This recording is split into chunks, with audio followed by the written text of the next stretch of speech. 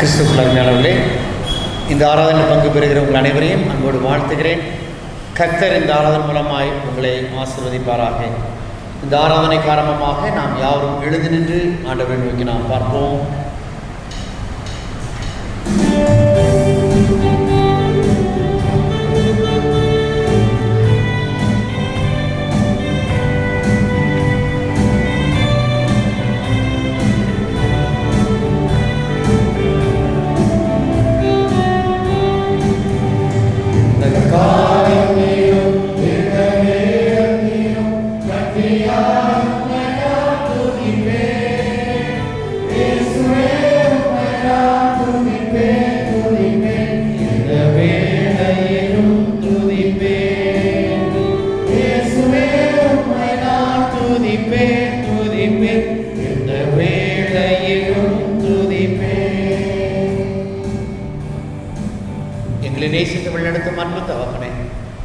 இந்த காலை வேளையில் எப்படி சமூகத்துக்கு நேராய் நாங்கள் வந்து நிற்கிறோம் ஐயா. இந்த புதிய ஆண்டில் 23 நாட்களை கழிக்க நீர் கிருபை செய்தீர். இந்த 24ஆம் நாள் எங்களுக்கு ஆசீர்வாதமாக இருக்க கிருபை தருவீராக. ஆண்டவரே, நாங்கள் கண்டிருக்கிற புதிய வாரம் எங்களுக்கு மனமகிழ்ச்சியாக இருக்க அருள் தருவீராக. இப்பொழுதும் ஆண்டவரே, நம்முடைய ஆலயத்தின் நன்மையினால் நாங்கள் திருப்தியாக கர்த்தர் எங்களுக்கு கிருபை தருவீராக. இந்த ஆராதனை மூலமாய் நாங்கள் உடைய நாமத்தை உயர்த்தி பிடிக்கவும் உடைய ஆசீர்வாதத்தை பெற்றுக்கொள்ளவும் எங்களுக்கு கிருபை தாரும். இயேசுவின் நாமத்தில் தாழ்மையோடு கேட்கிறோம் ஜீவனுள்ள பரமபிதாவே, ஆமென். தேவனுடைய பரிசுத்த நாமத்திற்கு மகிமையாகவும் ஆராதனைக்கு ஆரம்பமாயும் நின்ற வண்ணமாக 19ஆம் பாமாலை கீதம். எவ்வண்ணமாக கர்த்தரே உம்மை வணங்குவேன், தெய்வீக ஈவை பெறவே ஈடன தருவேன். சேர்ந்து பாடுவோம்.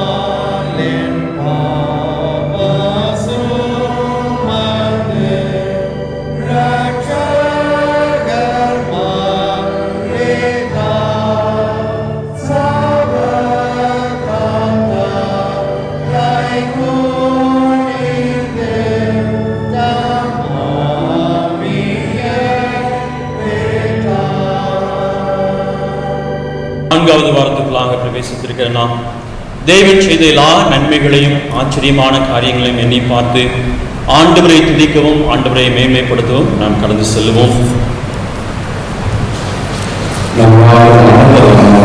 நம்முடைய பாடல் 42வது பாடல்.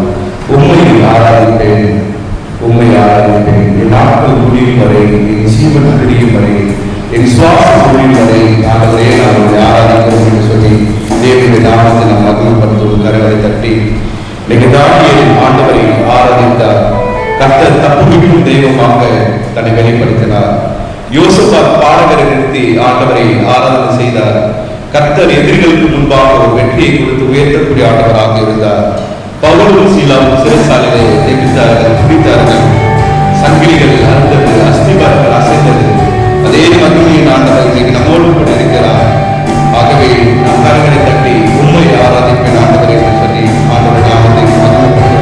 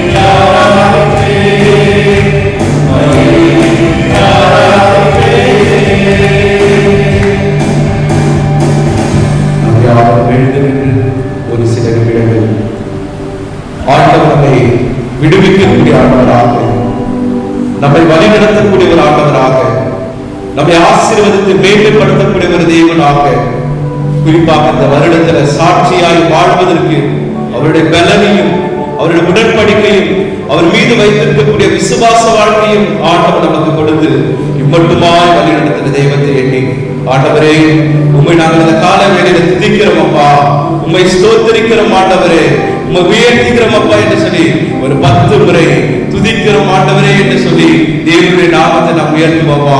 துதிக்கிறோம் ஆண்டவரே, துதிக்கிறோம் ஆண்டவரே, துதிக்கிறோம் ஆண்டவரே, துதிக்கிறோம் ஆண்டவரே, துதிக்கிறோம் ஆண்டவரே, துதிக்கிறோம் ஆண்டவரே, துதிக்கிறோம் ஆண்டவரே, துதிக்கிறோம் ஆண்டவரே, துதிக்கிறோம் ஆண்டவரே, துதிக்கிறோம் ஆண்டவரே.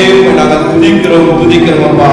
எங்கள் வாழ்க்கையை மட்டுமாக நன்மைகளை செய்து எங்களை வழி நடத்தி வழி இதுவே இதுல நடக்கல என்று சொல்லி எங்களை வழி நடத்தின தெய்வமே, உங்க நன்றியோடு கூட நாங்கள் துதிக்கிறோம் அப்பா. உம்மை உயர்த்துகிறோம் ஆண்டவரே, உடைய நாமத்தை நாங்கள் மகிமைப்படுத்துகிறோம் அப்பா. இயேசுவே, நீர் செய்த நன்மைகள் எத்தனை எத்தனை எத்தனை ஆண்டவரே. இஸ்ரவேலின் ராஜாவே, என் தேவனாம் கர்த்தரே, இந்த நல்ல நேரத்தில் உம்மை நாங்கள் துதிக்கிறோம் அப்பா. உம்மை நாங்கள் வாழ்த்துகிறோம் ஆண்டவரே. நீர் செய்த நன்மைகளை எண்ணி ஆண்டவரே உமக்கு நாங்கள் நன்றிகளை படைக்கிறோம் அப்பா என்று சொல்லி ஆண்டவருடைய சமூகத்துல நன்றிகளை நாம் ஏறெடுப்போமா. நன்றி ஆண்டவரே.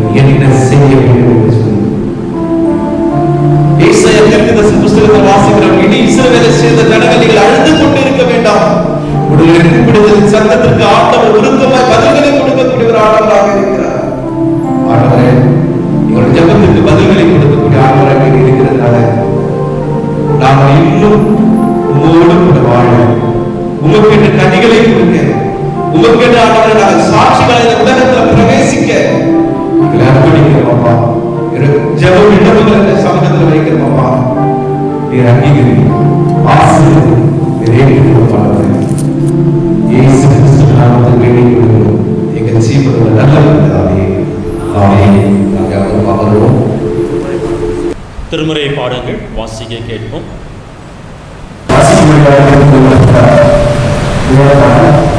எசேக்கியேல் தீர்க்கதரிசியின் புத்தகம் 37ஆம் அதிகாரம் 15 முதல் 27 வசனங்கள். எசேக்கியேல் 38 15 தொடங்கி 27ஆம் வசனம் வரை. பக்கம் 1010.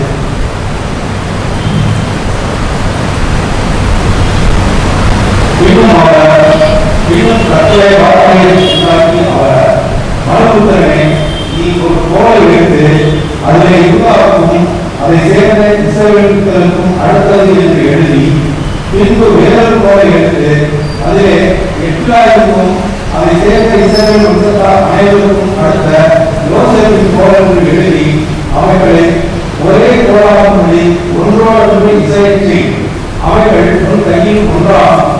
இவர்களின் பொருள் இன்னதென்று எங்களுக்கு அறிவிக்க மாட்டீரோ என்று உன் ஜனத்தின் புத்தகத்தில் கேட்டால், நீ அவர்களை நோக்கி, கர்த்தராகிய ஆண்டவர் உரைக்கிறது என்னென்றால், இதோ எப்ராயிமுக்கும் அதை சேர்ந்த இஸ்ரவேல் புத்திரர்களுக்கும் அடுத்த யோசேப்பின் கோலை எடுத்து அதை யூதாவின் கோலோடு சேர்த்து அவர்களை ஒரே கோலாக்குவேன்.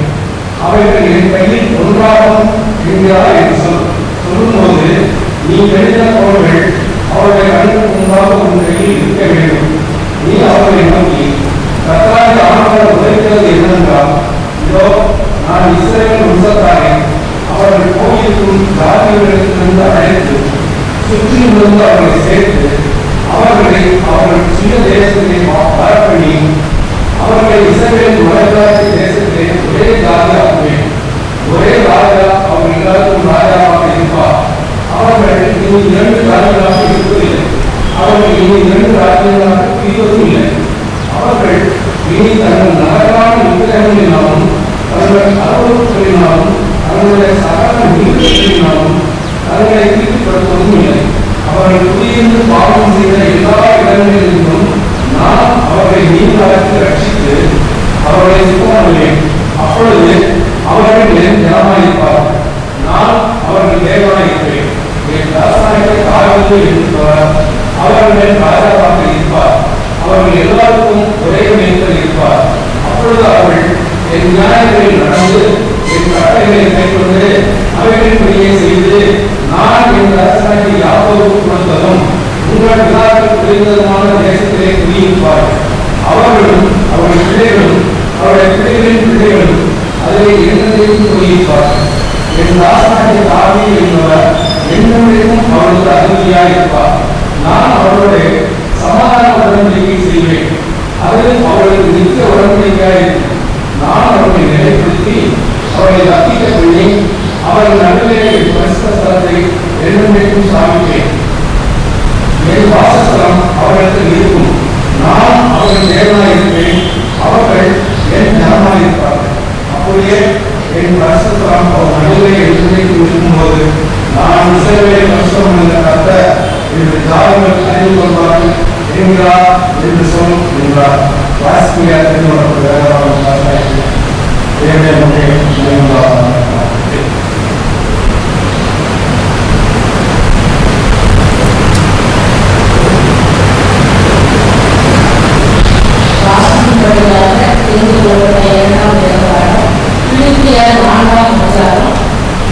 எட்டாம் வசனம் முதல் 13 வசனங்கள். பக்கம் புதிய ஏற்பாடு 273. பக்கம் 273 புதிய ஏற்பாடு. கடைசியாக சகோதரரே, உண்மை உள்ளவைகள் எவைகளோ, ஒழுக்கம் உள்ளவைகள் எவைகளோ, நீதி உள்ளவைகள் எவைகளோ, கற்பு உள்ளவைகள் எவைகளோ, அன்பு உள்ளவைகள் எவைகளோ, நற்கீர்த்தி உள்ளவைகள் எவைகளோ, புண்ணியம் எதுவோ, புகழ் எதுவோ, அவைகளை சிந்தித்துக் கொண்டிருங்கள். நீங்கள் எங்களுக்கு கற்றும் அடைந்தும் கேட்டும் கண்டும் இருக்கிற எவைகளோ அவைகளை செய்யுங்கள். அப்பொழுது சமாதானத்தின் தேவன் உங்களோடு இருப்பார். என்னை விசாரிப்பதற்கு நீங்கள் இப்பொழுது மருந்து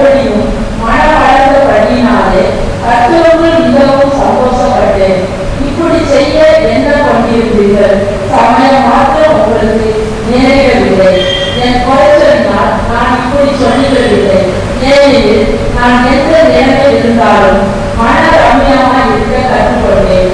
தாழ்ந்திருக்கவும் எனக்கு தெரியும், வாழ்ந்திருக்கவும் எனக்கு தெரியும். எவ்விடத்திலும் எல்லாவற்றிலும் திருப்தியாக இருக்கவும், பட்டினியாக இருக்கவும், பரிபூர்ணம் அடையவும், குறைவுபடவும் போதிக்கப்பட்டேன். என்னை பலப்படுத்திய கிறிஸ்துவினாலே எல்லாவற்றையும் செய்ய எனக்கு பலன் உண்டு என்பதை வாசிக்கும்படியாக தெரிந்து கொள்ளப்பட்ட இரண்டாவது வாசகருக்கு தேவனுக்கு மகிமை உண்டாவதாக. ஆமென்.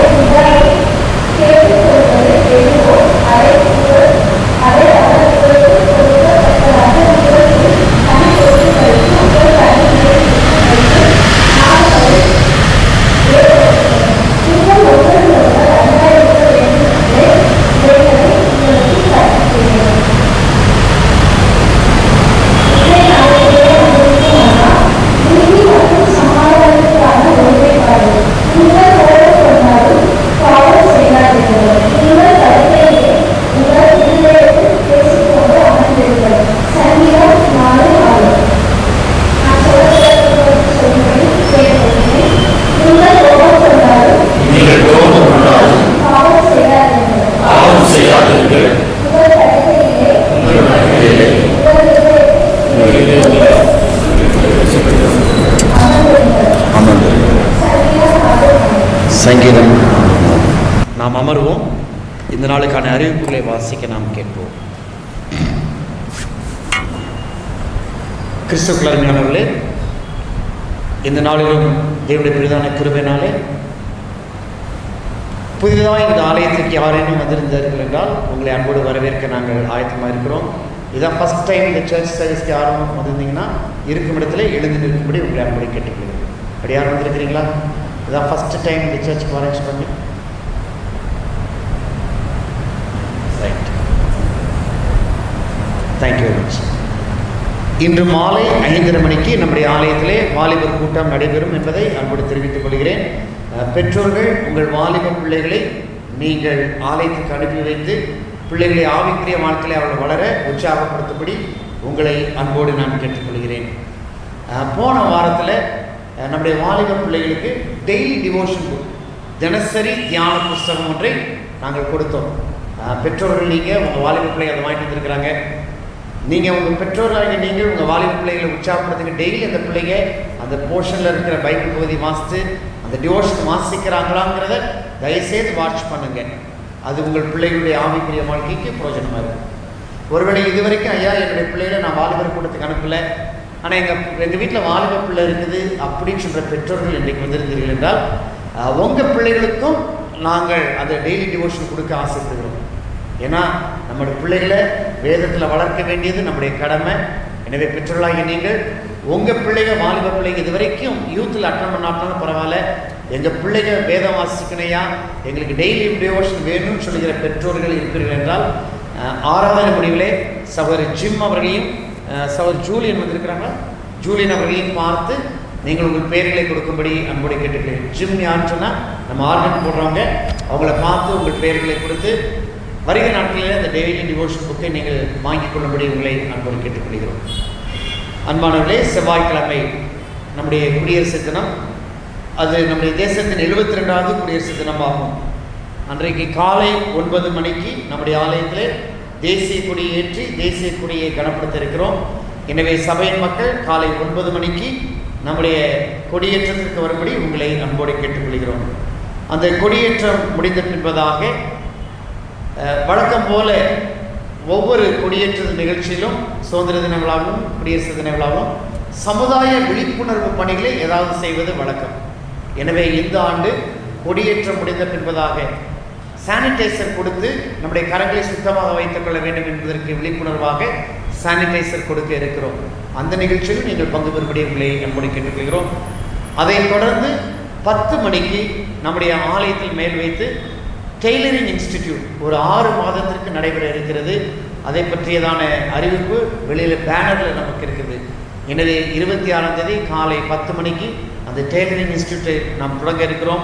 இந்த 3 நிகழ்ச்சிகளும் நீங்கள் பங்கு பெறும்படி உங்களை அன்போடு அழைக்கிறோம். அதைத் தொடர்ந்து காலை 11 மணிக்கு இந்த ஆண்டில் சிறப்பாக நம்முடைய திருச்சபை ஆன்மீக பணியிலும் சிறந்து விளங்குவது அடையாளமாக கடந்த கொரோனா காலத்துக்கு பின்பதாக நம்முடைய ஊழியத்தின் மூலமாய் சந்திக்கப்பட்ட 11 புதிய ஆத்துமாக்களுக்கு முழுக்கு ஞான ஸ்நானம் கொடுப்பதற்காக ஆயத்தமாகிறோம்.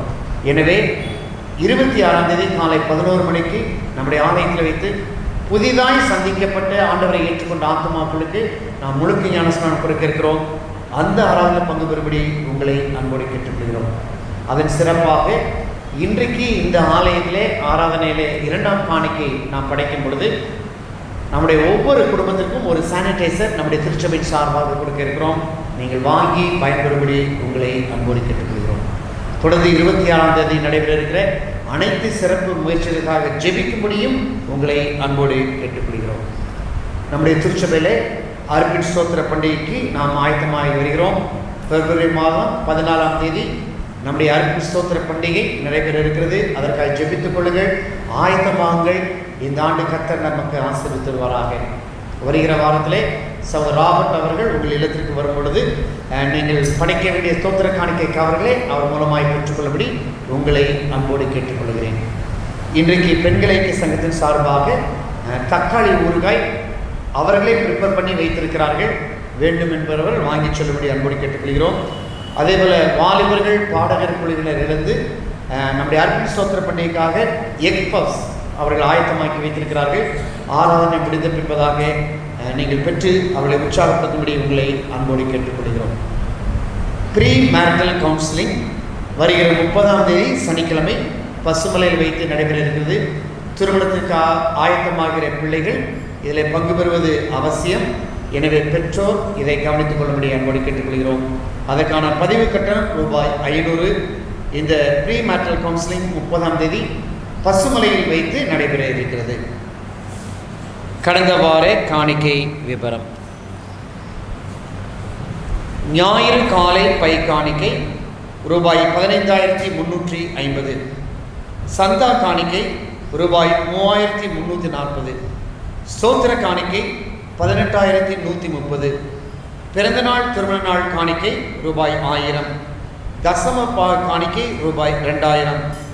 ஜேஎம்சி ஊழியத்திற்கான காணிக்கை ரூபாய் 1500. ஏலம் மூலமாய் வந்த வரவு ரூபாய் 200. ஆக மொத்தம் 41,520 ரூபாய் உங்கள் மூலமாய் காணிக்கையாய் பெறப்பட்டிருக்கிறது. காணிக்கை படைத்த ஒவ்வொரு கரங்களையும் கர்த்தர் ஆசீர்வதிப்பாராக. திருமண ஓலை வாசிக்க நாம் கேட்போம். தென்னிந்திய திருச்சபை மதுரை ராமநாதபுரம் திருமண்டலம் சொக்கலிங்க நகர் ஆயர் வட்டம் நல்ல சமாரியன் திருச்சபையின் அங்கத்தினரான திரு கண்ணன் திருமதி வி பரிபூர்ணம் அவருடைய மகன் ஜான் ஜெரிஃபருக்கும் தூத்துக்குடி நாசரத் திருமண்டலம் டூவிபுரம் ஆயர் வட்டத்தை சார்ந்த திரு வெலிங்டன் அருள்ராஜ் கெனடி திருமதி பத்மாவதி அவருடைய மகள் ஜெனிஷனா மேத்லின் ரீனாவுக்கும் திருமணம் நடைபெற கர்த்தருடைய கிருபையினாலும் பெற்றோருடைய முயற்சினாலும் ஒழுங்கு செய்யப்பட்டிருக்கிறதை சபைக்கு அறிவிக்கிறேன். இது இவர்களுக்கான 2ஆம் அறிக்கையாகும்.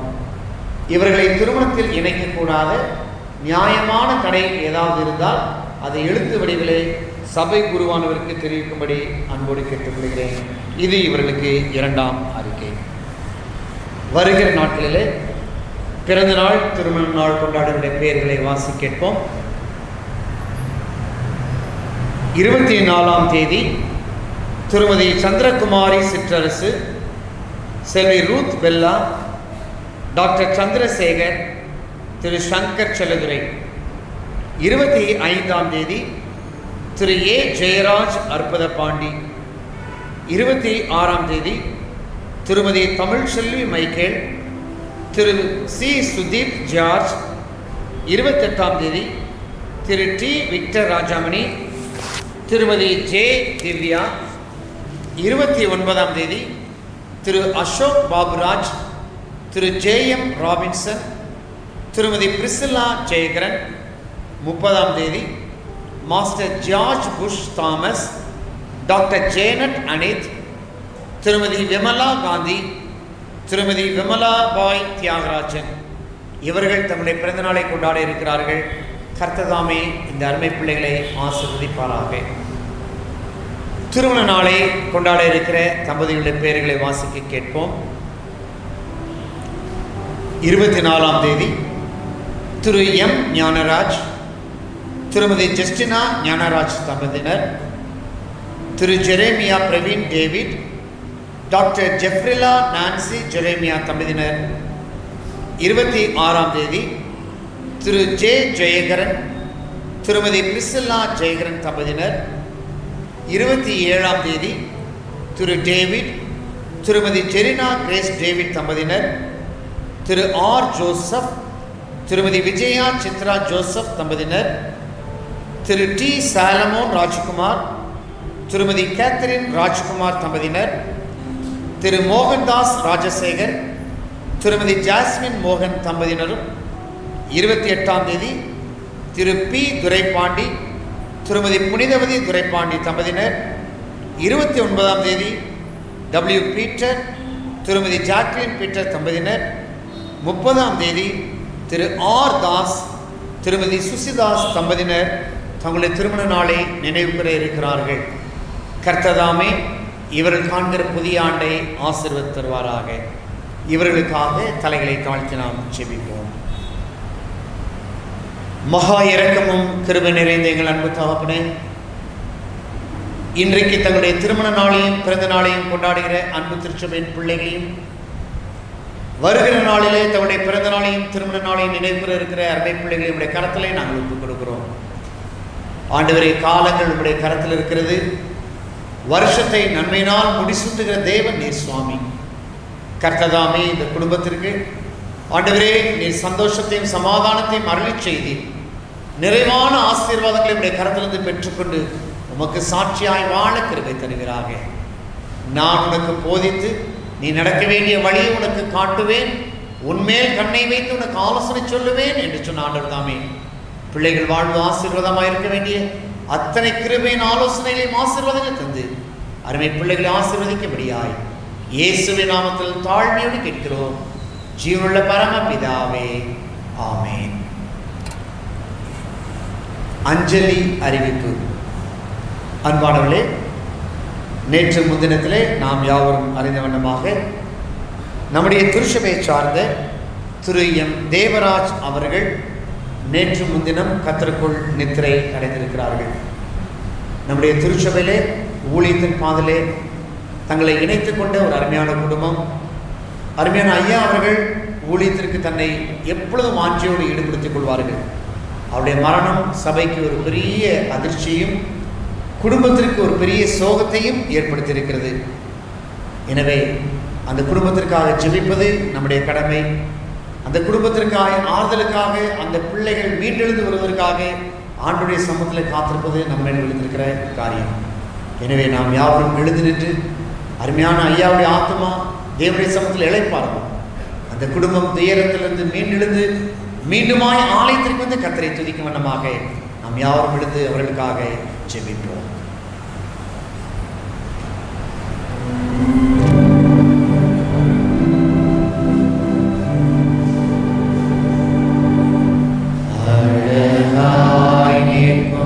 யார் இவர்கள்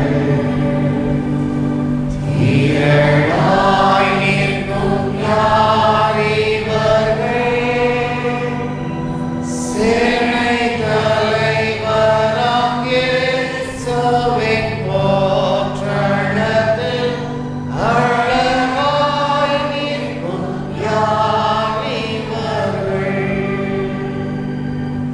அழகாய் நிற்கும் யார் இவர்கள்?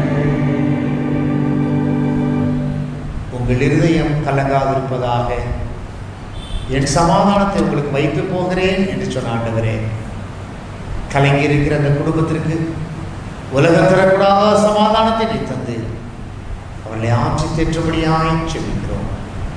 ஆண்டவரே, அவருடைய கண்ணீரை துடைத்து ஒரு சமாதானத்தின் வாழ்வை தந்து, என் கணவர் இல்லாத சூழ்நிலையிலும் கர்த்தர் எங்களோடு கூட இருந்து எங்களை ஆசீர்வதித்தார் என்று சொல்லி உமக்கும் இந்த சபைக்கும் சாட்சியாக இந்த குடும்பம் மீண்டெழுந்து வர நீர் கிருபை தருவீராக.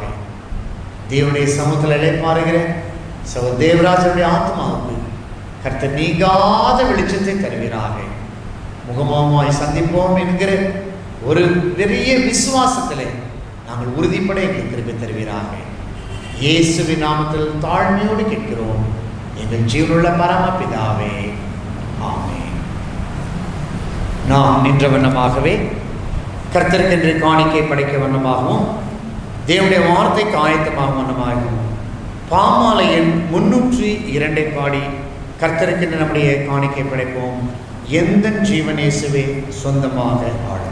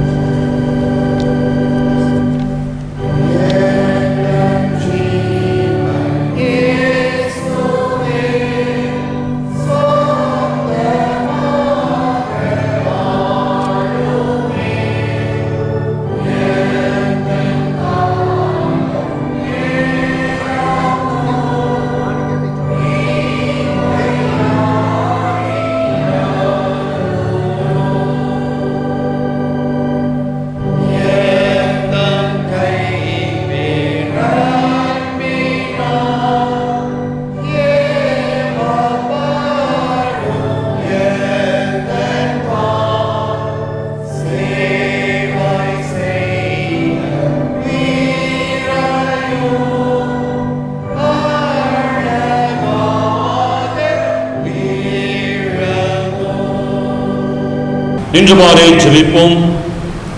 மகிழ்ச்சியும் உள்ள எங்கள் அன்பின் ஆண்டவரே, படைத்த காணிக்கையை உடைய சமூகத்திலே நாங்கள் வைக்கின்றோம். ஆபேலின் காணிக்கையை ஏற்று சாட்சி கொடுத்த ஆண்டவர், உம் பிள்ளைகள் கொடுத்த காணிக்கையும் ஏற்று ஆசீர்வதிக்கவும் சாட்சி கொடுக்கவும் ஆண்டவரே நாங்கள் ஜெபிக்கிறோம்.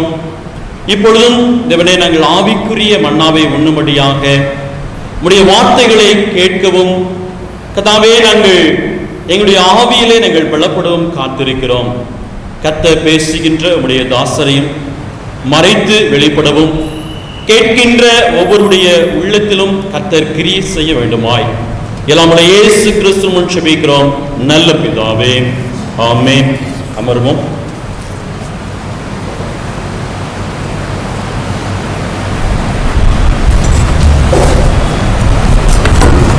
கிறிஸ்துவிலே ஆண்டவராய் இயேசு கிறிஸ்துவின் விலையேறப்பெற்ற பரிசுத்த நாமத்தாலே உங்கள் யாவரையும் அன்போடு வாழ்த்துகிறேன். கர்த்தர் இந்த சாட்சியின் ஆண்டிலே நம் ஒவ்வொருவரையும் சாட்சியாக வைப்பாராக. தேவனுடைய பிரதான கிருபையினாலே புதிய ஆண்டிலே 4ஆம் வாரத்தை காணும் கிருபையை ஆண்டவர் நமக்கு கொடுத்திருக்கிறார். இந்த ஆண்டை நாம் ஆரம்பிக்கும் பொழுது வேதம் நமக்கு கற்றுக் கொடுத்த வண்ணமாக நீங்கள் சாட்சிகளாய் இருக்கிறீர்கள். நாம் சாட்சியாய் இருக்க வேண்டும் என்றால் 3 காரியங்களை 1ஆம் தேதி நாம் கற்றுக்கொண்டோம். சாட்சியாய் இருப்பது இஸ் a personal experience. சாட்சியாய் இருப்பது இஸ் a transforming experience. சாட்சியாக இருப்பது இட்ஸ் a Pentecostal experience என்பதை கற்றுக்கொண்டோம். 2ஆம் வாரத்திலே, அதாவது முதல் வாரமாகிய இந்த ஆண்டிலே நாம் 3ஆம் தேதி நாம் பார்க்கும் பொழுது நாம் கற்றுக்கொண்ட ஒரு வார்த்தை, நாம் சாட்சியாக இருக்க வேண்டும் என்றால் நம்மை சாட்சியாக இருக்கிற அழைக்கிற பிதாவும் சாட்சியாக இருந்தார், குமாரனும் சாட்சியாக இருந்தார், பரிசுத்த ஆவியானவரும் நமக்கு முன்பதாய் சாட்சியாக இருந்தார் என்பதை நாம் பார்த்தோம். கடந்த வாரத்திலே நம்முடைய போதகர் மூலமாக நாம் கற்றுக்கொண்ட வார்த்தை, கர்த்தர் தாவீது யோனத்தானுடைய வாழ்க்கையில கர்த்தரை அவர்கள் சாட்சியாய் தங்களுடைய வாழ்க்கையில வைத்தார்கள். தேவன் அவர்கள் வாழ்க்கைக்கு சாட்சியாய் இருந்தார். சாட்சியாய் இருந்த தேவன் தாவீதை ஒரு சாட்சியாக வைத்தார் என்று சொல்லி நாம் பார்த்தோம். இன்றைக்கு அதை தொடர்ந்து இந்த சாட்சி நாட்டிலே கர்த்தர் நம்மிடத்தில் எதை எதிர்பார்க்கிறார், நாம் எப்படி சாட்சியாக இருக்க வேண்டும் என்பதை இன்றைக்கு நாம் கற்றுக்கொள்ள உங்களை அன்போடு அழைக்கிறேன். யோவான் எழுதின நற்செய்தி நூல் 15ஆம் அதிகாரம் 16ஆம் வசனத்தின் கடைசி பகுதி கர்த்தர் இப்படி சொல்லுகிறார், நீங்கள் போய் கனி கொடுக்கும்படிக்கும் உங்கள் கனி நிலைத்திருக்கும்படிக்கும் நான் உங்களை ஏற்படுத்தினேன். நீங்கள் போய் கனி கொடுக்கும்படிக்கும் உங்கள் கனி நிலைத்திருக்கும்படிக்கும் நான் உங்களை ஏற்படுத்தினேன். அன்பானவர்களே, கடவுள் உங்களையும் என்னையும் எதற்காக தேவனுடைய பிள்ளைகளாய் அழைத்திருக்கிறார் என்றால், இந்த வேத வசனம் தெளிவாய் காட்டுகிறது, நீங்களும் நானும் கனி கொடுக்க வேண்டும், அந்த கனி கொடுக்கிற அனுபவத்திலே நிலைத்து நிற்க வேண்டும். எல்லாம் சொல்லாமா? நீங்களும் நானும் என்ன செய்யணும்? கனி கொடுக்கணும், அந்த கனி கொடுக்கறதுல நிலைத்து நிற்க வேண்டும். மனசுக்குள்ள ரொம்ப சிம்பிள். இந்த பகுதியை ஆண்டவராய் இயேசு கிறிஸ்து சீஷர்களுக்கு எப்பொழுது கற்றுக் கொடுக்கிறார் என்று சொல்லி நாம் பார்த்தோம் என்றால், யோவான் 13ஆம் அதிகாரத்திலே சீடருடைய கால்களை கழுவிவிட்டு ஆண்டவர் பஸ்கா பண்டிகையை ஆசரித்து முடிக்கிறார். புதிய ஒரு உடன்படிக்கையை கற்றுக்கொண்டு அதைத் தொடர்ந்து அவர் ஒலிவ மலைக்கு செல்லும் பொழுது, அந்த கெத்செமனே தோட்டத்திற்கு செல்லும் பொழுது, அந்த வேத பகுதி சொல்கிறது பாருங்கள். யோவான் 14ஆம் அதிகாரம் இப்படியா சொல்கிறது, நான் பிதாவில் அன்பாய் இருக்கிறேன் என்றும் பிதா எனக்கு கட்டளையிட்டபடி செய்கிறேன் என்றும் உலகம் அறியும்படிக்கு இப்படி நடக்கும், எழுந்திருங்கள், இவ்விடம் விட்டு போவோம் என்றார். எவ்விடம் விட்டு? மேல் அறையிலிருந்து போவோம். வாங்க, போக வேண்டிய தூரம் வெகு தூரம் நம்ம போவோம். அவர்கள் வீட்டை விட்டு பிரயாணம் பண்ணி வந்து கொண்டிருக்கிறார்கள். இங்கே கெத்செமனே தோட்டத்திற்கு வந்து கொண்டிருக்கிறார்கள். கெதரோன் ஆற்றை கடக்க வேண்டும். ஜோசிபஸ் என்கிற வேத பண்டிதர் இந்த நிகழ்ச்சியை பற்றி சொல்லும்போது அவர் என்ன சொல்ல தெரியுமா? அன்றைக்கு எருசலேம் முழுவதும் மகிழ்ச்சியாய் நிறைந்த ஒரு நேரம். பஸ்கா பலிகளுக்காக ஆடுகளை அடிப்பதற்காக ஆயத்தமாக்கிக் கொண்டிருக்கிற நேரம். அந்த எருசலேம் தேவாலயத்தை நீங்கள் பார்த்தீர்கள் என்றால், அது மலை மேல் இருக்கிறது. ஒரே வெளிச்சம். என்ன வெளிச்சம் தெரியுமா? தீவட்டியை வைத்து தீவட்டியின் வெளிச்சத்தினால அவள் எரிந்து கொண்டிருக்குது. ஜோசிபஸ் சொல்கிறார், அந்த எருசலேம் தேவாலயத்தின் பிரதான வாசல் இருக்கு பார்த்தீங்களா, அது எவ்வளவு அடி உயரமா? 60 அடி உயரமா. 60 அடி உயரம். தரையிலிருந்து பார்த்தாலே மலை உச்சில் அப்படி இருக்குமா. அந்த பிரதான வாசலிலே எப்படி இருக்குமா? தங்கத்தினால் செய்யப்பட்ட திராட்சை செடிகளும் கொடிகளும் நிறைந்திருக்குமா. அந்த நெருப்பு வெளிச்சத்துல அந்த ராத்திரி நேரத்தில் பார்க்கும் பொழுது ஏற்கனவே தங்கம் மின்னும், அந்த வெளிச்சத்துக்கு ரொம்ப தகதகன்னு மின்னிக்கிட்டு இருக்கிற சூழ்நிலை. இப்போ ஆண்டவர் அவர் மேல் வீட்டாரிலிருந்து கடந்து போய் கொண்டிருக்கிறார். மலையை திரும்பி பார்க்கிறார். தகதகன்னு மின்னிக் கொண்டிருக்கிற திராட்சை கொடிகள் தோடு காரியம் தெரிந்த உடனே தான் ஆண்டவர் சொல்றாரா, சீஷர்களை பார்த்து போகிற வழியில அந்த ஆலயத்தை கிராஸ் பண்ணி போற வழியில சொல்றாரு, அப்பா நான் மெய்யான திராட்சை செடி, நீங்கள் கொடிகளாக இருக்கிறீர்கள். அப்ப அந்த சிச்சுவேஷனை பாருங்க. ஆண்டவர் தான் மரணத்துக்கு நேராக போய் கொண்டிருக்கிறார். அப்பொழுது தேவனுடைய ஆலயத்தை பார்க்கும்போது தேவனுடைய ஆலயத்தில் தெரிகிற மின்னிக் கொண்டிருக்கிற கோல்டன் கிரேப்ஸ், அதான் அங்க ஹைலைட். மின்னிக் கொண்டிருக்கிற கோல்டன் கிரேப்ஸ், அதை பார்த்து ஆண்டவர் சொல்கிறார், அப்ப நான் திராட்சை செடி, நீங்கள் கனி கொடுங்க. அப்படின்னா அங்கே செதுக்கப்பட்டிருக்கிற வைக்கப்பட்டிருக்கிற திராட்சை பழங்கள் இப்படி இஸ்ரவேலை காட்டுகிற ஒரு அடையாளமாக அந்த ஆலயத்தில் இருக்கிறது. ஏனென்றால் ஆண்டவர் சொல்றார், இஸ்ரவேலை திராட்சை செடியாக நான் வைத்தேன் என்று ஏசாயா புஸ்தகத்தில் சொல்றார்.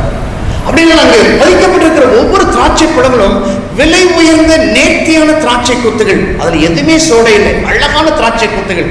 அதை பார்த்தோம்னா ஆண்டவர் சொல்றாரு, நான் திராட்சை செடிப்பா, நீங்க கொடிகள், நீ கனி கொடுக்கணும் இதை போல அப்படின்னு ஆண்டவர் சொல்றாரு.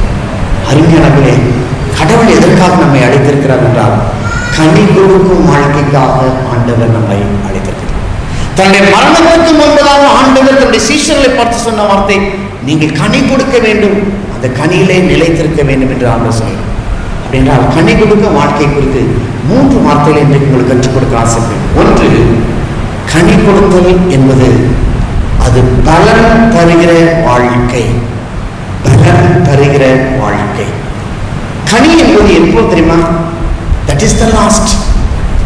செடியை வைக்கிறோம், செடி வளர்கிறது, அது படர்கிறது, அது பூ பூக்கிறது, பூவில மகரந்த சேர்க்கை நடக்கிறது, அந்த மகரந்த சேர்க்கை நிமித்தமாக காய் பிஞ்சு பிடிக்கிறது, அந்த பிஞ்சு விழுந்து விடாதபடிக்கு இருக்கிறது. அந்த பிஞ்சு வளர்ந்து வளர்ந்து வளர்ந்து வளர்ந்து ஒரு நாள் வரும் பொழுது அது முற்றிலுமாய் கனி கொடுத்து ருசி நிறைந்ததாய் மாறுகிறது. என்றால் ஆண்டவர் இன்றைக்கு உங்களையும் எண்ணி நீங்கள் கனி கொடுக்க வேண்டும் என்று சொல்லி ஆண்டவர் சொல்லும் பொழுது ஆண்டவர் நம்ம எப்படி கொடுக்கிறாராம்? பலன் தருகிற ஒரு வாழ்க்கையை வாழ வேண்டும். ஒரு செடியை நாம் வைத்தோம் என்றால் அந்த செடியில நாம் எதிர்பார்க்கிற பலன் என்ன தெரியுமா? அது கனி கொடுக்க வேண்டும். அப்படின்றால் ஆண்டவர் இன்றைக்கு இந்த காலங்களில செடியாக உங்களையும் என்னையும் வைத்து ஒவ்வொரு நாளும் நீர் பாய்த்து கொண்டிருக்கிறார். உலக பிரகாரம் எவ்வளவோ ஆசீர்வாதங்களை நமக்கு அள்ளி கொடுத்து கொண்டிருக்கிறார். ஆனால் நான் கேட்க வேண்டிய ஒரு காரியம், நான் ஆண்டவருக்காக கனி கொடுக்கிறேனா? நான் ஆண்டவருக்காக கனி கொடுக்கிறேன். ஒருவேளை தண்ணீரையும் உரத்தையும் உரித்து கொண்டு கனி கொடுக்காத ஒரு சில செடிகள் இருக்கும். ஒருவேளை தேவனுக்கு ஆசீர்வாதங்களாம் பெற்றுக்கொண்டு தேவனுக்காக கனி கொடுக்காத ஒரு வாழ்க்கை நான் வாழ்ந்து கொண்டிருக்கிறேனா? யோசித்து பார்க்க அழைக்கப்படுகிறோம். அப்படின்ற ஆண்டவர் நீங்கள் கனி கொடுக்க வேண்டும் என்று சொன்னால் அவர் சொல்லுகிற ஒரு வார்த்தை, நீங்கள் பலன் தருகிறவர்களாக இருக்க வேண்டும். உங்க வாழ்க்கை முடிவை நீங்க யோசித்து பார்க்கணும். நான் ஆண்டவர் என்னை அழைத்த அழைப்புக்கு நான் பாத்திரமாய் நடந்திருக்கிறேன் என்பதை யோசித்து பார்க்கணும். என் அருமையான தேவச்சனமே, இன்றைக்கு காலங்களில் ஆண்டவர் நமக்கு கற்றுக் கொடுக்கிற வார்த்தை அதுதான். நீ பலன் தருகிறாயா? நம்ம வாழ்க்கை கனி கொடுக்கிற வாழ்க்கைக்கு நேரம் போய்கிட்டு இருக்குதா? நீ பிஞ்சு பிடிக்க ஆரம்பிச்சிட்டியா? அந்த பிஞ்சு உனக்குள் வளர ஆரம்பித்து விட்டதா? தேவனுடைய வார்த்தை உனக்குள் நிலைத்திருக்க ஆரம்பித்து விட்டதா? தேவனுடைய வார்த்தை உனக்குள் வளர ஆரம்பித்து விட்டதா? ஆண்டவர் நம்மை பார்த்து கேட்டுக்கொண்டிருக்கிற தேவனாய் இருக்கிறார். எனவே இந்த காலங்களில் நம்ம யோசித்து பார்ப்போம், ஆண்டவரே கனி தருகிற வாழ்க்கை என் வாழ்க்கையில் இருக்கிற சுவாமி. கனி தரும் வாழ்க்கை ஒரு பலன் தருகிற வாழ்க்கை. இரண்டாவதாக நாம் பார்த்தோம் என்றால் கனி தருகிற வாழ்க்கை ஒரு பயன் உள்ள வாழ்க்கை. பயன் உள்ள வாழ்க்கை, ஃப்ரூட்ஃபுல் லைஃப், பயன் உள்ள வாழ்க்கை. இந்த கனியை குறித்து நீங்களும் நானும் பார்க்கும் பொழுது செடி நல்ல கனி கொடுக்கும், அழகான கிரேப்ஸ் இருக்கும், அல்லது அழகான மாம்பழம் இருக்கும், அல்லது அழகான கொய்யாப்பழம் இருக்கும். ஆனா என்னைக்காவது மரம் அந்த கனியை சாப்பிட்டுருக்கா? என்னைக்கா சாப்பிட்டுருக்க? மரம், செடி, கொடி அந்த கனியை சாப்பிடாது. அப்ப ஆண்டவர் இங்கே நம்மளை என்ன எதிர்பார்க்க? நீ போய் கனி கொடுச்சோன்னா என்ன அர்த்தம் தெரியுமா? அப்ப நீ உனக்காக வாழாத. எப்படி ஒரு செடி கனி கொடுக்கும், ஆனா அந்த கனியை அந்த செடி சாப்பிடாது. ஒரு செடி மரம் கனி கொடுக்கும், அந்த மரம் அந்த கனியை சாப்பிடாது. அப்படின்னா நீங்களும் நானும் என்ன செய்ய வேண்டுமா? கனி கொடுக்கிற வாழ்க்கை என்று சொன்னால் உங்களுக்காக வாழும் வாழ்க்கை அல்ல, மற்றவர்களுக்கு முன்பதாக வாழ்கிற நல்ல ஒரு வாழ்க்கை. இன்னைக்கு ஆண்டவர் அதை தான் எதிர்பார்க்கிறார். நீ யாருக்காகப்பா வாழ்ந்துட்டு இருக்க? உனக்காக மாத்திரம் வாழ்ந்துட்டு இருக்கிறாயா, அல்லது மற்றவர்களுக்காக வாழ்ந்து கொண்டிருக்கிறாயா? கொஞ்சம் யோசிச்சு பாருங்க. கனி கொடுக்கும் வாழ்க்கை ஒரு பயனுள்ள ஒரு வாழ்க்கை. திராட்சை தோட்டக்காரர் செடியை வச்சுட்டார், காத்திக்கிட்டே இருக்கிறார். அது காய் காய்க்குமா, பழம் பழக்குமா? அந்த பழத்தை பார்த்த உடனே அந்த திராட்சை தோட்டத்துக்காரன் சொல்லுமா, எவ்வளவு அழகான காரியங்கள், எவ்வளவு அழகா இந்த கனி கொடுத்திருக்குது. அந்த கனியை பார்க்கும் போதெல்லாம் திராட்சை தோட்டக்காரர் மகிழ்ச்சி அடைவது போல நீங்களும் நானும் மற்றவர்களுக்காக பலன் கொடுக்க ஆரம்பிக்கும் பொழுது கர்த்தர் நம்மை பார்த்து மகிழ்ச்சி அடைகிறார். அதனால தான் வேதம் சொல்லுது பாருங்க, யோவான் நட்சத்திர நூல் 15ஆம் அதிகாரத்துல அங்க சொல்லப்பட்டிருக்குது. 8ஆம் வசனத்தை நீங்க வாசிக்கலாம். மிகுந்த கனிகளை கொடுப்பதனால் என் பிதா மகிமைப்படுவார். எனக்கு சீஷராக இருக்கணும். சீஷர்கள் பார்த்து சொல்கிறாப்பா, நீ தயவுசெய்து கனி கொடுக்கணும்ப்பா, நீ கனி கொடுக்கணும்ப்பா. அப்படின்னா நீங்களும் நானும் மற்றவர்களுக்காக வாழ்கிற வாழ்க்கையை ஆண்டவர் எதிர்பார்க்கிறார். என்னைக்கு ஒரு செடியும் கொடியும் அந்த கனியை தான் புசிக்காது, மற்றவர்களுக்காக வைத்திருக்கும். அப்படின்னா ஆண்டவர் இன்னைக்கு என்ன சொல்ல தெரியுமா? மற்றவங்களுக்காக வாழ்கிற வாழ்க்கை என்ன தெரியுமா? மற்றவங்களை அட்ராக்ட் பண்ணுகிற ஒரு வாழ்க்கை. அந்த கனியை பார்க்கும்போது ஒரு அட்ராக்ஷன் வரும். என்ன அழகான கனி என்று சொல்லுகிறபடி. அப்படின்றால் ஆவிக்குரிய கனிகள், அன்பு, சந்தோஷம், சமாதானம், இச்சையடக்கம், தயவு, நற்குணம், இன்னைக்கு ஆண்டவர் நம்மகிட்ட எதிர்பார்க்கிறார். இவைகள் நம்மகிட்ட இருக்குதா? இன்னும் கோபப்பட்டு இருக்கிறோமா? இன்னும் எரிச்சல் பட்டு இருக்கிறோமா? இன்னும் அடுத்த மேல பொறாமப்பட்டு இருக்கிறோமா? யோசிச்சு பாருங்க. கனி கொடுக்கிற வாழ்க்கை நம்ம வாழுங்க. வேதம் அழகாய் சொல்கிறது, கனி கொடுக்கிற கொடி எதுவோ அது அதிக கனிகளை கொடுக்கும்படி ஆண்டவர் சுத்தப்படுத்துறார். It's a process. ஆனால் இன்னைக்கு ஆண்டவர் நமக்கு கற்றுக் கொடுக்குற ஒரு வார்த்தை தெரியுமா? நீங்க கனி கொடுக்கணும்ப்பா, ஆனா உங்க வாழ்க்கை முடிகிற வரைக்கும் ஆண்டவர் சுத்தம் பண்ணுவதற்கு உங்களையும் என்னையும் ஆண்டவருக்கு ஒப்பு கொடுக்கும். இன்னைக்கு நீங்க நானும் சொல்ல வேண்டிய ஒரே ஒரு வார்த்தை என்ன தெரியுமா? ஆண்டவரே, நான் மிகுந்த கனி கொடுக்கும்படி என்னை சுத்தப்படுத்துங்க ஆண்டவரே, என்னை சுத்தப்படுத்துங்க சுவாமி. முதலாவதாக ஒரு பயம் தருகிற வாழ்க்கை, இரண்டாவதாக ஒரு பலன் தருகிற வாழ்க்கை, மூன்றாவதாக மகிமைப்படுத்துகிற ஒரு வாழ்க்கை. யாரை மகிமைப்படுத்துவது? அந்த செடியை மகிமைப்படுத்துகிறது. பிதா திராட்சை தோட்டக்காரர், இயேசு மெய்யான திராட்சை செடி, நீங்களும் நானும் கொடிகள். கொடிகளாகி நீங்களும் நானும் ஆண்டவருக்குள் நிலைத்திருந்தால் கனிகளை கொடுப்போம். அந்த கனி எப்படி இருக்கணும் தெரியுமா? ரொம்ப டேஸ்டா இருக்கணும். அப்ப அந்த ரொம்ப டேஸ்டா இருக்கிற கனிக்கு என்ன தெரியுமா வேல்யூ தெரியுமா? அது உன்னதமான விலைக்கு விற்குமா. உங்க கிரேப்ஸ்ல நீங்க பாத்தீங்கன்னா இன்னைக்கு ஒயின் மேனுஃபேக்சர்ஸ்ல என்ன செய்யணும் தெரியுமா? தேசத்துல எங்க ரொம்ப காஸ்ட்லியான ஒயின் கிடைக்குது, திராட்சை பழங்கள் கிடைக்குதுன்னு சொல்லி பார்த்து அந்த திராட்சை தோட்டத்தை குத்தகைக்கு எடுத்துக்கிடுவாங்க. அதுல இருந்து வருகிற கனி வேற எங்கேயுமே போட விட மாட்டாங்க. அவங்களுடைய கம்பெனிக்கு தான் வரணும். அவங்க அதை ஒயின் தயாரித்து உலகத்துல மார்க்கெட் பண்ணுவாங்க. அப்படின்னா ஒரு திராட்சை தோட்டத்தில் இருக்கிற ஒரு கனி, அதனுடைய பலன் எங்க இருக்கு தெரியுமா? அது ஒயினா மாறி வேற ஒரு கண்ட்ரிக்கு போயிடும். ஒருவேளை இத்தாலியில ஒரு ஒயின் திராட்சை தோட்டம் இருக்குன்னு வச்சுக்கோங்களேன், வேற ஒரு கண்ட்ரிக்கு ஒயின் செஞ்சு போயிடுவாங்க. அல்லது திராட்சை பழத்தையோ அந்த ஒயினையும் சாப்பிட்றவங்க என்ன சொல்றாங்க தெரியுமா? It's a top brand, it's a top quality. Where it comes? It from such and such a place. கனி எங்கேயோ முளைத்தது, ஆனா எங்கேயோ போய் இருந்து மகிமைப்படுத்த. எதை மகிமைப்படுத்த தெரியுமா? தான் வளர்ந்த மண்ணை மகிமைப்படுத்தும், தான் வளர்ந்த செடியை மகிமைப்படுத்தும். அதனால தான் சொல்றாரு, நீங்கள் மகிழ்ந்த கனிகளை கொடுப்பதனால் என் பிதா மகிமைப்படுவார். அருமையானவர்களே, இன்றைக்கு நீங்களும் நானும் மற்றவர்களுக்கு முன்பதாக வாழ்கிற வாழ்க்கை இருக்கு பார்த்தீங்களா? அதான் சாட்சியின் வாழ்க்கை. உங்களையும் என்னையும் பார்க்கும்போது பிதா மகிமைப்பட வேண்டும். அதான் ஆசீர்வாதம், அதான் மேன்மை, அதான் மகிமை. இன்னைக்கு ஆண்டவர் அதை தான் கேட்கிறேன். அப்பா, எந்த ஊர்லயோ முளைச்ச ஒரு கிரேப்ஸ், அது ருசி நிறைந்ததா இருக்கும்போது அந்த கிரேப்ஸ் எங்கெல்லாம் போதோ அந்த நாட்டிலெல்லாம் சொல்லுவாங்களா, இது எந்த ஊர்ல இருந்து வந்துச்சு, இந்த ஊர்ல இருந்து வந்துச்சு, இந்த ஊர்ல எங்க இருந்து வந்துச்சு, இந்த ஊர்ல இந்த பர்டிகுலரா இந்த தோட்டத்துல இருந்து வந்துச்சு. தோட்டத்தை மகிமைப்படுத்துகிறது கனி, பிதாவை மகிமைப்படுத்த வேண்டியது நீங்களும் நானும். அதான் சொல்றாரு, நீங்கள் மிகுந்த ருசியுள்ள கனிகளை கொடுப்பதனால் என் பிதா மகிமைப்படுவார், எனக்கும் சீஷராய் இருப்பீர்கள். இன்னைக்கு ஆண்டுட்டு கேட்போமா? ஆண்டவரே, நான் ருசி நிறைந்த கனியா வாழ எனக்கு ஒரு கிருபைத்தாங்க சாமி சொல்லி கேட்போமா? அப்படி நீங்களும் நானும் வாழணும்னா 2 வார்த்தை இந்த வருஷம் முழுசும் நீங்க கேளுங்க.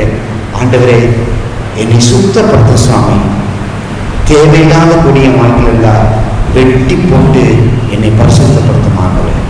அதான் முதலாம் வசனம் சொல்லுது. அப்ப 2ஆம் வசனம் சொல்லுது பாருங்களேன்.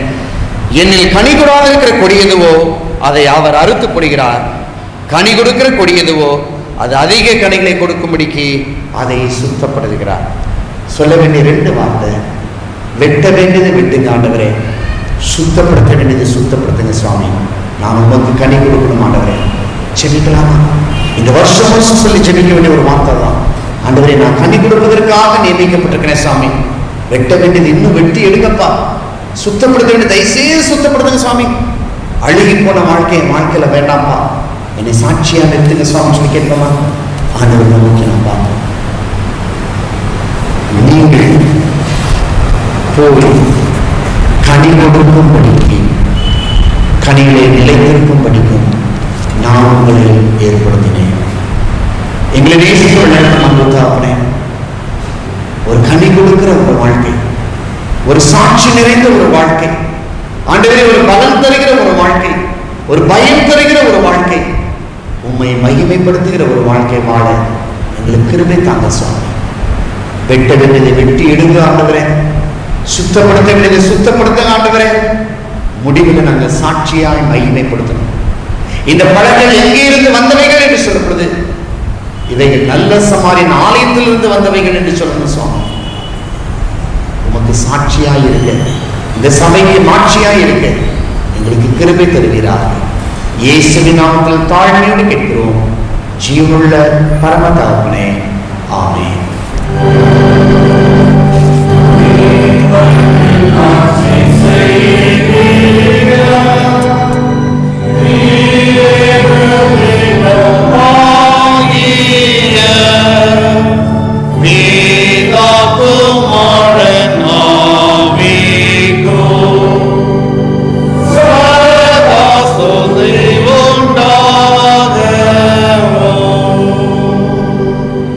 நாம் நின்ற வண்ணமாய் நம்முடைய காணிக்கை படைக்க வண்ணமாக 196 கிறிஸ்தவ கீர்த்தனை பாடி நம்முடைய காணிக்கைகளையும் ஸ்தோத்திர காணிக்கைகளையும் படைப்போம்.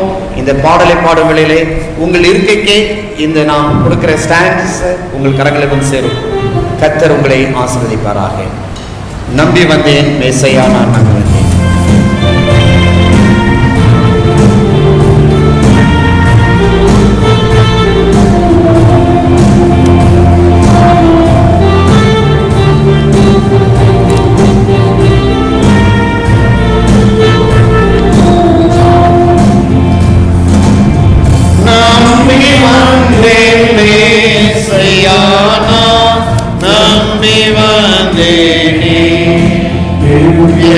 சரணம் சரணம் சரணமையானா நம்பி வந்தேனே. தம்பீரான் ஒருவனே தம்பமே தருவனே வரகவிதுக்கு வரகுரு பரமனுவேலே நம்பி வந்தேனே. நம்பி வந்தேன் மேசையானா நம்பி வந்தேனே. ஜெபம் செய்வோம். மகா இறைவனும் கிருபையும் நன்மையும் இந்த அதிகாலை வேளையிலான நன்றியோடு துதிக்கிறோம், ஸ்தோத்திரிக்கிறோம் அப்பா. இந்த காலை வேளையிலே சமத்தின் நேராய் நாங்கள் கடந்துகிறோம். உம்மை துதிக்கவும் ஸ்தோத்திரிக்கவும் ஆண்டவரே, இந்த பாடலிலே எல்லா கிருபைக்காக நாங்கள் நன்றி செலுத்துகிறோம். ஆண்டவரே, தர்மயான திருச்சபைக்காக நன்றி செலுத்துகிறோம். இந்த திருச்சபையிலே நாட்டப்பட்டிருக்கிற திராட்சை செடிகளாய் இருக்கிற ஆண்டவரே, ஒவ்வொரு பிள்ளைகளுக்காக நாம் நன்றி செலுத்துகிறோம் சுவாமி. ஆண்டவரே, நீர் விரும்புகிறவர்களாக நாங்கள் மிகுந்த கனிகளை கொடுக்கிறவர்களாக, ஒரு நேர்த்தியான கனிகளை கொடுக்கிறவர்களாக, மகிமைப்படுத்துகிற கனிகளை கொடுக்கிறவர்களாக நாங்கள் வாழ இருக்கிறதற்காக சுவாமி. ஆண்டவரே, எங்களுக்கு கனிகூடாக இருக்கிற கொடியதுவோ நீர் அதை அறுத்து கொடுங்கப்பா. கனி கொடுக்கிற கொடியதுவோ அது அதிக கனிகளை கொடுக்கக்கூடிய சுத்தப்படுத்தபடியாக நாங்கள் ஜெபிக்கிறோம். ஒவ்வொரு திருச்சபையின் குடும்பத்திற்காக, ஒவ்வொரு திருச்சபையின் குடும்பத்துடைய தேவைக்காக நாங்கள் ஜெபிக்கிறோம். தேவைகளை அறிந்து ஆண்டவரே, ஏற்ற காலத்தில் தேவையை சந்தித்து தேவைகள் மூலமாய் உடைய நாமத்தை ஆசீர்வாதமாய் அந்த குடும்பத்துக்கு கொடுத்து ஆண்டவராமே தேவையில் இருக்கிற ஒவ்வொரு குடும்பத்தை சந்தித்தபடியாக நாங்கள் ஜெபிக்கிறோம். சுகவீனமாய் விலவீனமாய் இருக்கிற மக்களை கருத்தில் ஒப்படைக்கிறோம். குறிப்பாக சுகவீனத்திற்கு நிமித்தமாய் எங்கள் திருச்சபை பிள்ளைகள் ஆஸ்பத்திரியில் சில சேர்க்கப்பட்டிருக்கிறார்களா, அவர்களை அவர்களுக்காக விசேஷமாய் நாங்கள் ஜெபிக்கிறோம். அவருடைய எல்லா பயத்துக்கு நீங்களாக்கி நல்ல சுகத்தையும் பலத்தையும் அருள் செய்யும்படியாய் நாங்கள் ஜெபிக்கிறோம். சிகிச்சைக்கு நேராய் நடந்து செல்ல இருக்கிற பிள்ளைகளுக்காய் ஜெபிக்கிறோம். வருகிற நாட்களே ஐயா சிகிச்சைக்காக நான் கடந்து செல்கிறேன், எனக்காக ஜெபித்துக் கொள்ளுங்கள் என்று சொல்லி கேட்ட ஒவ்வொரு மக்களுக்காக ஜெபிக்கிறோம். எல்லா பயத்திற்கும் அவர்களை நீங்களாக்கி ஆண்டவரே அவர் சுகத்தோடு பலப்பட அழைத்து வந்து மீண்டுமாய் கண்டதுக்கு சாட்சியாய் ஜீவிக்க இருக்கிறது தருகிறாங்க. ஆண்டவரே கண்ணீரோடும் பலவீனத்தோடு இருக்கிற ஒவ்வொரு மக்களையும் கற்றுக்கொள்கிறோம்.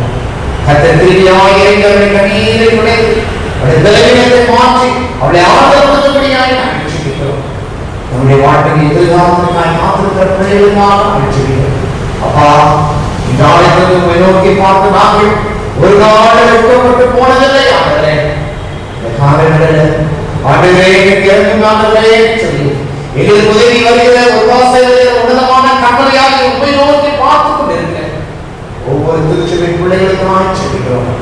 வாக்குகளுக்காக எங்களுக்காக பெருமுச்சுவோடு எங்களுக்காக ஜெபிக்கிற பரிசுத்த ஆவியானவர் எங்களுக்காக எல்லாத்திலும் பரிந்து பேசுகிறவர்களாக இருக்கிற செலுத்திருக்கிறோம். ஒரு தெய்வீக சமாதானத்தை ஒரு தெய்வீக ஆறுதலை தருபடியாக ஜெபிக்கிறோம். எதிர்காலத்தை குறித்து ஒரு கேள்விக்குறியோடு இருக்கிற பிள்ளைகளுக்காக உங்களுக்காக விசேஷமான சாமி நீ கலங்காதே யாரே நான் உன்னோடு கூட இருக்கிறேன், உனக்கு முன்பதாய் சென்று போனதானங்களை சுவையாகுவேன் என்று சொல்லி வாக்குகளின் தேவதாமே வாக்கு தத்துவத்தை நிறைவேற்றும்படியாக நாங்கள் ஜெபிக்கிறோம். ஆண்டவரே 1ஆம் தேதி எங்கள் கருவிலே கொடுக்கப்பட்ட வாக்கு தத்துவ வசன அட்டைகளுக்காக நன்றி சொல்கிறோம். ஆண்டவரே வசன அட்டையை எங்களுக்கு கொடுத்திருக்கிற வாக்கு தத்துவத்தை ஆண்டவரே நிறைவேற்றும் என்று சொல்லி மாற்றியோடு இருக்கிற பிள்ளைகளுக்காக நன்றாக அப்பா கர்த்தர் கிருபை பாராட்டுகிறார். வருகிற 26ஆம் தேதி நடைபெறுகிற இந்த சிறப்பான நிகழ்ச்சிக்காக நாம் நன்றி சொல்கிறோம். ஆண்டவரே எங்கள் திருச்சபை தேசத்தின் மேல் பற்றுக் கொண்டிருக்கிற கையாளாக தேசிய கொடியை ஏற்றி நாங்கள் நாமத்தை மையப்படுத்த இருக்கிறார்கள். ஆண்டவரே தேசத்தில் இருக்கிற மக்களுக்கு ஒரு விழிப்புணர்வை கொடுக்கிறதாக நாங்கள் படைக்கிற கொடுக்கிற இந்த சானிடைசரை ஆசீர்வதிக்கும்படியாக நாங்கள் ஜெபிக்கிறோம். பெருந்தொற்றுக்கு எங்கள் விலைக்கு நீர் பாதுகாக்கிறார். ஆண்டவரே வாழ்கிற தேவையோடு இருக்கிற மக்களுக்காக குறிப்பாக இந்த சமுதாயத்தில் வருமானத்திற்காக ஆண்டவரே பார்த்திருக்கிற பெண் பிள்ளைகளுக்கு ஆண்டவரே நல்ல தையல் பயிற்சியை கற்றுக் கொடுப்பதற்கு நாம் எடுத்திருக்கிற சிறப்பு முயற்சியை ஆசீர்வதிக்கும்படியாக ஜெபிக்கிறோம். இதுவரைக்கும் பேர் கொடுத்த அநேகருக்கு நன்றி அப்பா. ஆண்டவரே 6 மாத காலம் இந்த தையல் பயிற்சி பள்ளியில் இருக்கும் பொழுது எத்தனையோ பேர் வருகிறோம் சாமி. இந்த ஆலயம் அவர்களுக்கு ஆசீர்வாதமாய் அவர்களுக்கு வாழ்வுக்கு ஆதாரமாய் இருந்து தருகிறார். 11 மணிக்கு நடைபெறுகிற இந்த ஞானஸ்நான ஆராதனையில ஆண்டவரே ஒப்பு கொடுத்திருக்கிற அந்த பிள்ளைகள் சுவாமி இந்த தண்ணீரில் மூழ்கி வெளிவரும் பொழுது தேவனுக்காய் வாழ்கிற உத்தம சாட்சிகளாய் காணப்படுகிறாங்க. எங்கள் திருச்சபை இன்றைக்கு வரைக்கும் ஆன்மீகத்திலும் சமுதாயத்திலும் செயல்படுகிற திருச்சபையாய் இருப்பதற்காக நன்றி ஆண்டவரே. இந்த திருச்சபை ஒவ்வொரு குடும்பங்களையும் சமர்ப்பிக்கிறோம். ஆராதனைக்கு கடந்து செல்வது தேவ பிரசன்னம் எங்களோடு கலந்துள்ளோம். தேவ சமாதானம் எங்களோடு கலந்துள்ளோம். தேவனுடைய ஆசீர்வாதம் ஒவ்வொரு தொழிலை சுதந்திரமாக கடந்து செல்ல வேண்டாம். ஆண்டவரே ஆலயத்திற்கு நாங்கள் கடந்து செல்வது ஒரே ஒரு வாழ்க்கை நாங்கள் மிகுந்த கனிகளை கொடுக்க வேண்டும். எங்கள் பிதாவை மகிமைப்படுத்த வேண்டும் என்கிற ஒரே உணர்வோடு நாங்கள் கடந்து செல்ல தருகிறார். இயேசுவின் நாமத்தில் தாழ்மையோடு கேட்கிறோம் எங்கள் ஜீவனுள்ள பிதாவே, ஆமென். கர்த்தருடைய ஜெபத்தை சேர்ந்து சொல்லுவோம். பரமனிடத்திற்கு பிதாவே, நாம் சொல்லுவாரே விராஜித்துள்ளாரே விசித்தப்பட்டே சித்தப்பட்டே போனே சொல்லுவாரே அதோட ரப்பை எடுத்துட்டான் எங்களுக்கு முகமாய் செல்லாம் நிகழ்வு போல எங்களுக்கு செம்மணி எங்களை சோதனை பிரவேசிக்கப்படாமல் எங்களுக்கு பெற்றுக் கொள்ளும். ராஜ்யம் வல்லமை மகிமை எனக்குள்ளே. ஆமென். தேவனுக்கு கிருபைப்படாமல் நம்மை அர்ப்பணிப்போம். பெற்றவராகிய இயேசு கிறிஸ்துவின் பிதாவாகிய தேவனையும் பரிசுத்த ஆவியானவரை நினைக்கும் ஆசீர்வாதம் அளிக்கிறோம். உங்கள் அனைவரோடும் கூட இன்னும் சதா காலங்களிலும் நிலைத்திருப்பதாக.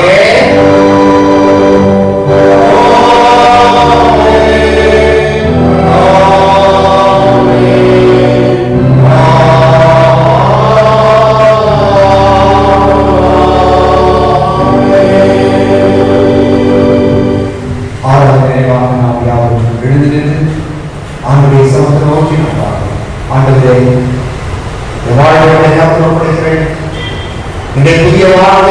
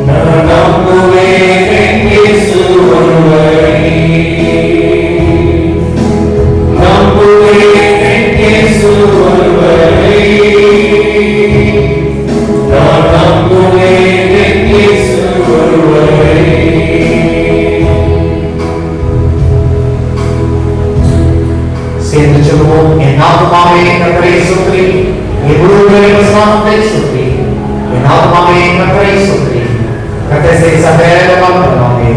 ஆமென். கர்த்தர் உங்களோடு இருப்பாராக. சமாதானத்தோடே நாம் விடைபெறுகிறோம்.